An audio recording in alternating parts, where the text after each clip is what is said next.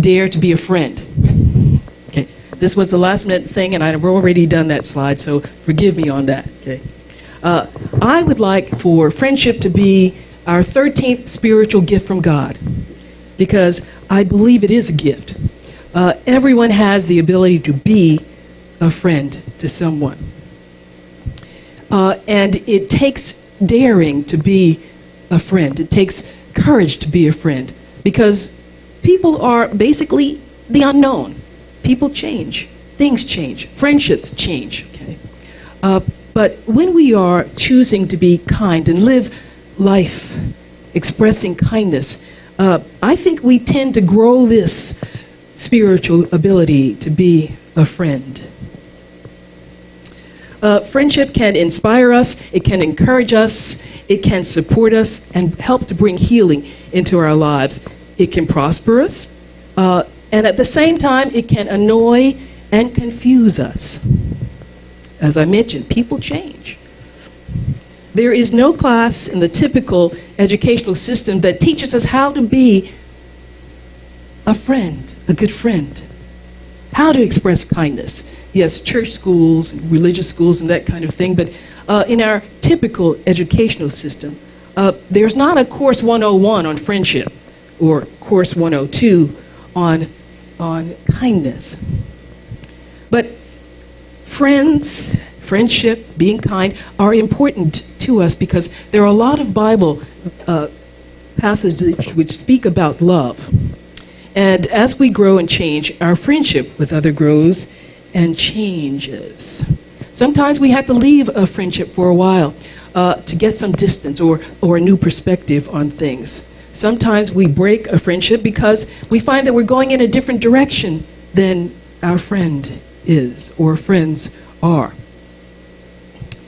And life is different, our directions are different, and sometimes we have to leave our friends behind in our past and always carry them in our hearts or memories.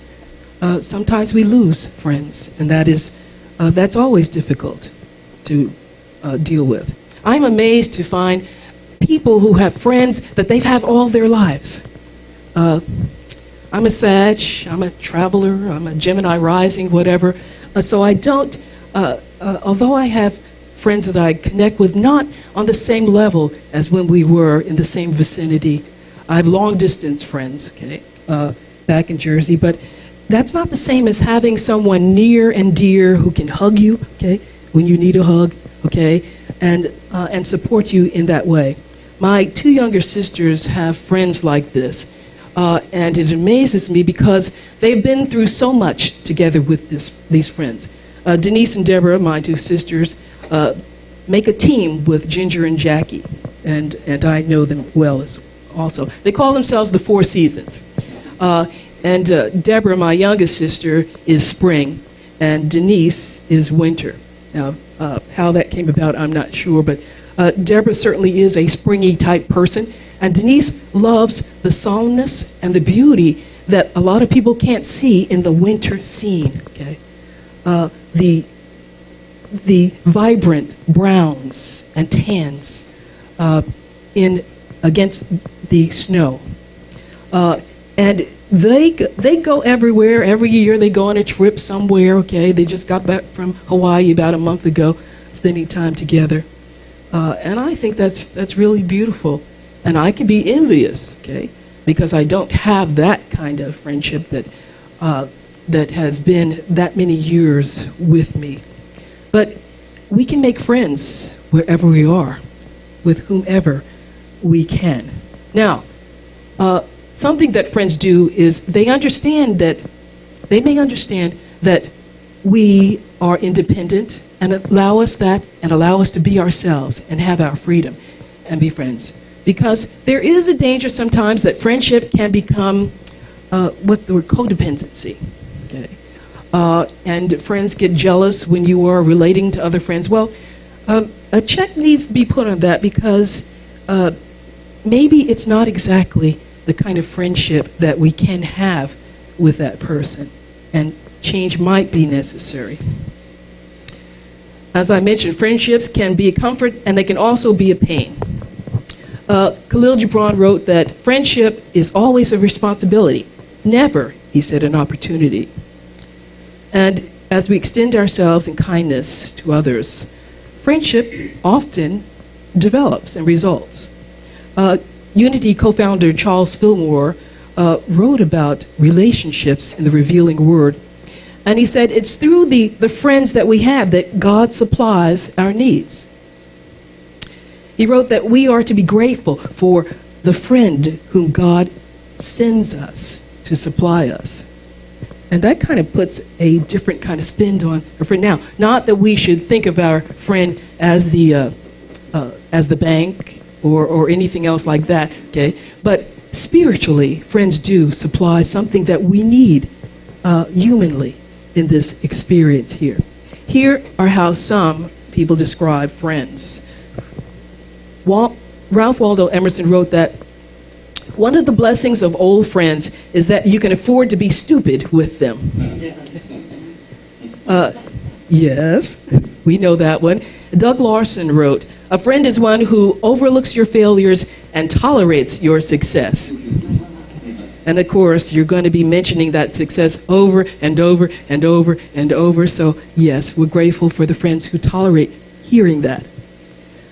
John.when wrote, a true friend is someone who is there for you when he or she would rather be anywhere else. They make a sacrifice for us. Anonymous, who writes prolifically, said, good friends don't let you do stupid things alone. Leo Biscaglia wrote one that I love. He said, a single rose can be my garden, and a friend can be my world. When I looked online, I saw, I don't know how many of you are up with the Minions, those little yellow characters who speak French in the... it's actually Minionese. Minionese? Yeah. Oh, okay. One minion and then many are Minionese? Minionese is the language that they speak. Oh, that's what that is. Yeah. Okay. Why did I think that was French? Okay. I can't tell. I don't know French, okay? I mean, it could be Congolese for something, okay? They speak something else, okay? But online, the Minions had something on friendship. And there's one Minion, he's standing there, and he's looking so sweet and adorable. I think this one had only one eye, okay? Looking so sweet and adorable. And he says, I was an innocent being, and then my best friend showed up. Online, it says, friends never ask for food. They are the reason you have no food. Okay. Friends never see you cry. Fake friends never see you cry, but real friends cry with you. Fake friends borrow your stuff for a few days and then they return it, but real friends borrow your stuff and have it so long they forget that it wasn't theirs. Fake friends know a few things about you, but real friends could write a book about you. A fake friend would knock on your front door, but a real friend walks right in and says, hi, I'm home. Here's the thing that I believe makes friends and friendship so valuable, especially in the troubling times that we have today.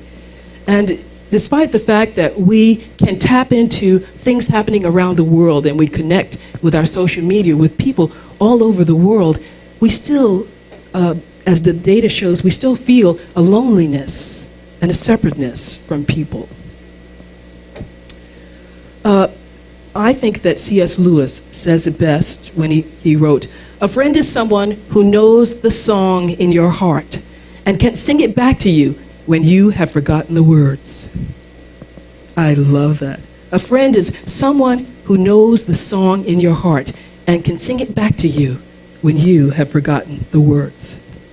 To me, this means that a friend or friends can remind us how special we are. They can remind us that we are loved and provided for. And they can help remind us what our purpose here on this planet is, in this school of life, to become the best and the fullest expression of of God, the Christ within, that we can. To express more fully divine love which indwells us. This is an important subject because even Jesus spoke about the idea of friends. In John 15, verse 13, he says, "Greater love has no man than this, than to lay down his life for his friends." Now, when I think of this verse, I often think of people in the military who are serving our country in a military way. But the truth is that there are all kinds of ways that we all lay down our lives for our friends. Think of it this way. You're a busy person, you've got a lot of things going on here, and yet you're willing to stop and take time to be kind to someone. You're willing to set aside that thing, that urgent thing that you've got to do to attend to someone who is in need. A friend calls and has a concern, and there you are. And this, in a way, is laying down our life for a friend. We may not be aware of the many ways and the many times that we do this for those who call out to us, who reach us, who connect with us, for those whose lives we touch in a myriad of ways.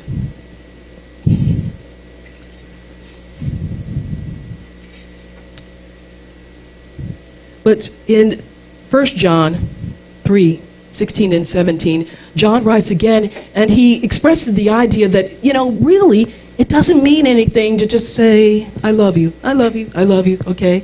But like this says, kindness is love with its boots on. It's just love with its work boots on. I imagine it could be any kind of boot, don't you think here, okay? But yes, to indicate that it is working, that love needs to be a working kind of expression, not just words.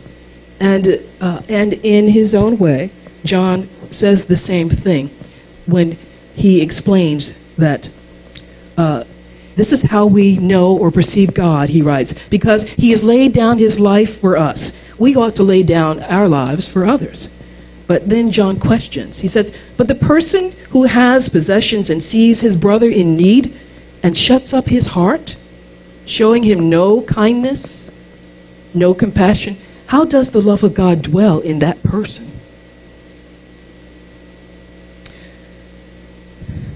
And we know that the love of God is indwelling each of us all the time. But humanly, we sometimes don't hold that door open. And sometimes we don't realize that we've shut it. I had an experience in my own life, and this is a friend that I met in Salina. This is not an old friend from my past. And she loves to do photography like I do. And we had set a date to go to the zoo in Headville, not far from Salina. And I put it on my calendar. As far as I was concerned, that's what we were going to do on that day. And I was looking forward to it.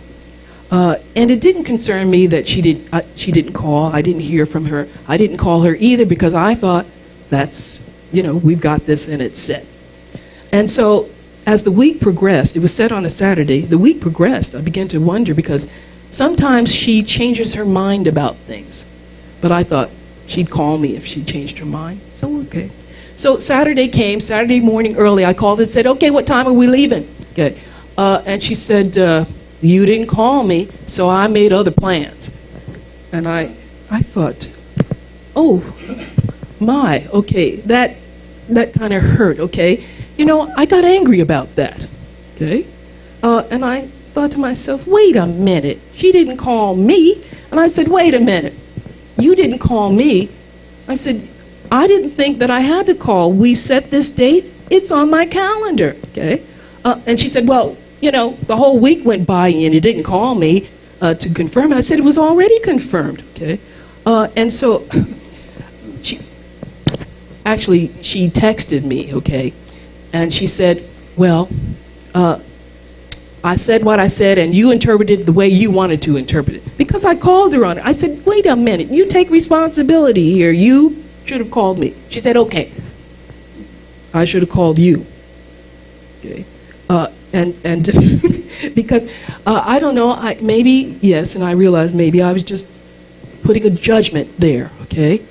Because when she said, you didn't call me, so I made other plans, okay? It sounded like it was my fault we weren't going, okay? And I took exception to that. And so we stopped speaking. I guess I hadn't heard from her in about 3.5, almost a month, I guess, okay? And I was letting her cool off, and I was cooling off because, that just didn't ring right, okay? Now, you have to understand that this person changes her mind about things that we set up a lot, okay? And I just knew that she would call me to change her mind about it, but she'd no call, so as far as I knew, we're on, okay? And here, this is where the pain of friendship comes in, okay? And also the growth as well.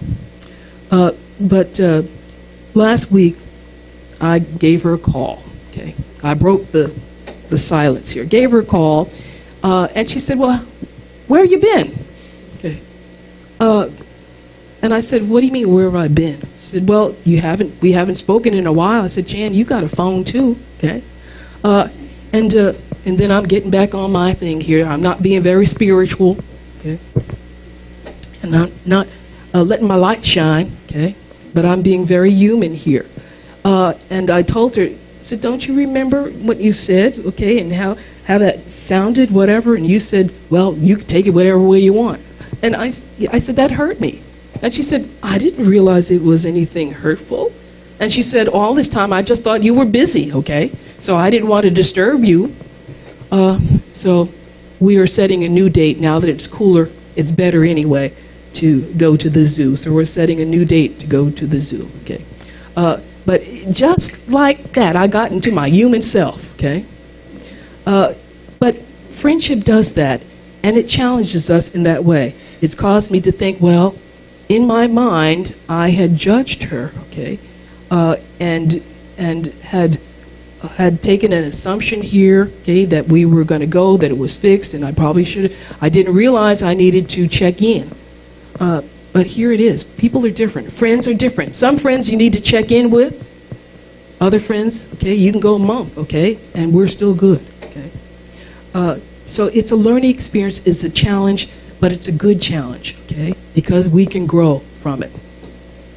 Now, I'd like to share how friends are supportive to us and how we can experience the greater depth of friendship through a story. A Catholic priest and a Baptist minister often went fishing together. They had a favorite spot that they always went to at a nearby lake. And they loved to spend most of the day just out there fishing, the sky and the sun and out in nature. Well, this time they invited the Unity minister to come along. And they decided to have a picnic lunch on the sandy shore before getting into the boat with their fishing equipment and going out to their favorite spot. So they had lunch, had a good time visiting with each other, getting to know each other. The priest and the Baptist minister already knew each other, but they were introducing this new friend, this Unity minister here. So when they were done, they cleaned up and they decided, okay, let's go for it. So they got their equipment and they went and they got in the boat and pushed off, okay. The priest and the Baptist minister rowed because they knew where the spot was. And they got to the spot and they were getting ready, and then the priest realized that he had left his tackle box on the shore. Okay, so no problem. He gets out of the boat and he walks on the water, okay. He gets to the shore, picks up his tackle box, and he walks on the water, gets back in the boat. Now, the Unity minister, his eyes are popping, but he looks at the Baptist minister, and he's not acting like he's seen anything weird going on here, okay?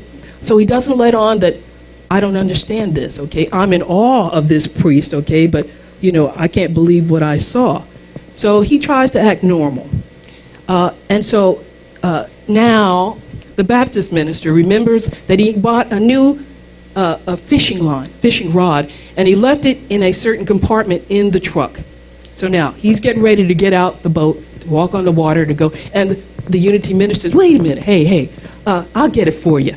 Okay? He figures if the priest can do this, I'm Unity, I'm holy. Okay? I got the Christ in me. And he steps out of the boat and he sinks. He sinks. And he's very glad that his friends are not laughing at him. Okay. But then he realizes, wait a minute, I know the truth. I know the truth, okay? God is the source of this water. Jesus walked on the water, and Jesus said whatever he did, we could do if we believe, okay? He said, I believe, I believe. Okay? And Jesus said, I am in God, and you are in me, and I'm in the Father. That means we're all one. And so I'm one with this water because this water is an expression of God. I'm one with this water. This should be good. He's thinking this, okay? And meanwhile, the Baptist minister is getting ready to get out to go. And he says, hold up. I'm going to try it again. I'll go out and get your rod. So now, filled with spirit, filled with this belief and confidence, okay? He knows the truth, okay? And the truth will set you free. He steps out of the boat and he sinks. Now, he's sputtering whatever and getting back to the boat. And before he gets back in the boat, the Baptist minister leans to the priest and said, do you think we ought to tell him where the rocks are? I will tell you that friendship works in this way. Friends will tell you where the rocks are. Okay? They're not going to let you keep getting out of the water and sinking. They're going to tell you where the rocks are. If they have had a life experience that they have moved through a challenge and have come through, and they have insight and understanding from that, those are the rocks. And they will show you, tell you what those rocks are that are going to help you navigate that troubling water in your life. They're not going to let you get out of the boat ill-equipped. Now, friends will also realize that some of us, we need to get out there and find our own rocks, okay? We don't want someone else telling us where the rocks are that they used. We want our own rocks. But friends will allow that.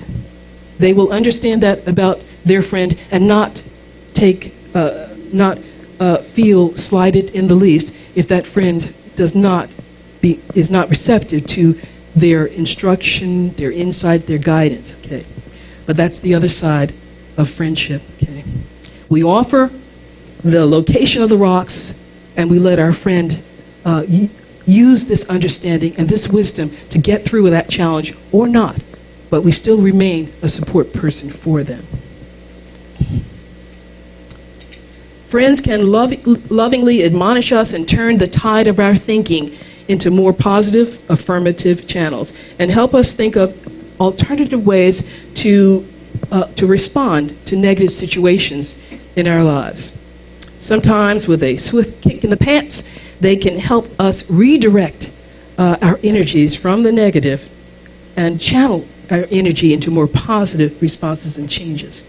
By offering their insight, their words of support, by consenting to be a caring presence with us when we're going through difficulties. Friends help us heal more quickly than if we were healing alone. When we share and express kindness and love to our human brothers and sisters, we are serving as channels through which God may fill their needs and fulfill ours as well.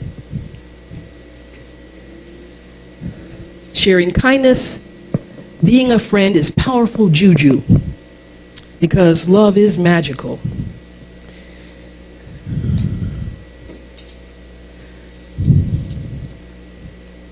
Now, I'd like to share with you something else about kindness. Eric Butterworth wrote that kindness and friendship are served very well with laughter. And he wrote, with maturity, sometimes life is serious, and we have serious responsibilities, but the serious business of life, he says, can best be done by those who have a certain lightness of touch. And sometimes friends can help us have this lighter touch on things. Humor and fun allow the child in us to be joyful and rise to the surface. Friendship will cost us in money, in time, and in heart. It will require us to let ourselves be vulnerable, and this means we could get hurt. I like the saying here that We're going to be friends for life because you know too much about me. We allow ourselves to be vulnerable. We allow friends to know more about us. And they can help us learn about ourselves.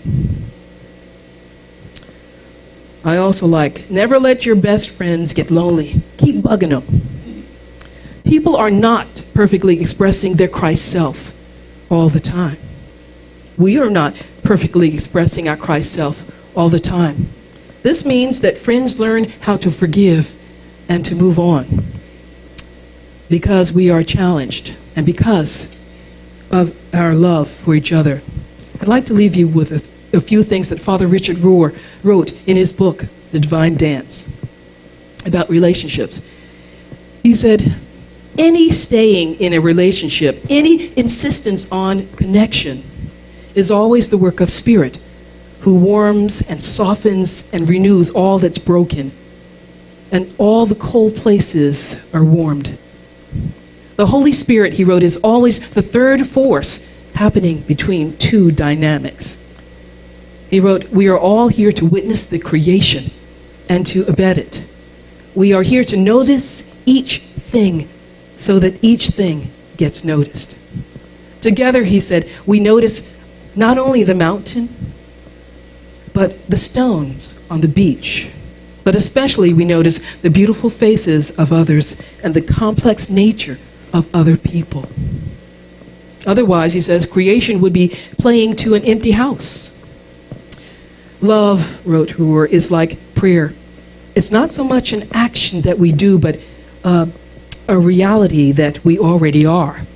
The love in you, which is the Spirit of God in you, always somehow says yes. Love is not something we do, it's something we are. It's your true self, he wrote. Love is where we came from, and love is where we are going. It is that presence of God within, called the Holy Spirit. We call it Christ here in Unity. It doesn't matter what we do or what we don't do. We cannot diminish God's love for us.